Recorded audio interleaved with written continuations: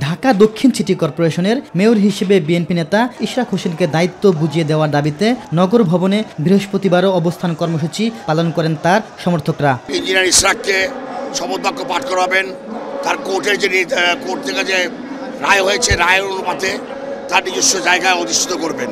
আমরা চাই অতি দ্রুত হাইকোর্টের রায় এবং সুপ্রিম কোর্টের রায় বাস্তবায়ন করে ইশরাককে তার এই নগর ভবনের দায়িত্ব বুঝিয়ে দেওয়া হোক।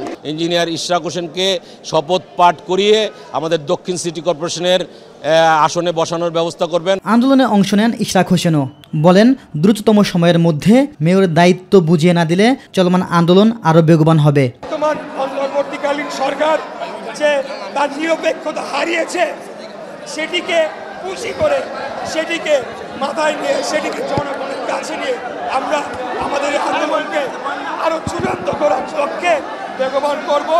অন্তর্বর্তীকালীন সরকারকে শেষ সুযোগ দেওয়া হচ্ছে, আপনারা আপনাদের নিজেদেরকে সংশোধন করুন এবং আদালতের রায়কে মেনে নেন, জনগণের রায়কে মেনে নিয়ে আপনারা কার্যকরী পদক্ষেপ গ্রহণ করুন। দাবি আদায় না হওয়া পর্যন্ত আন্দোলন চালিয়ে যাওয়ার ঘোষণা দেন বিক্ষোভকারীরা।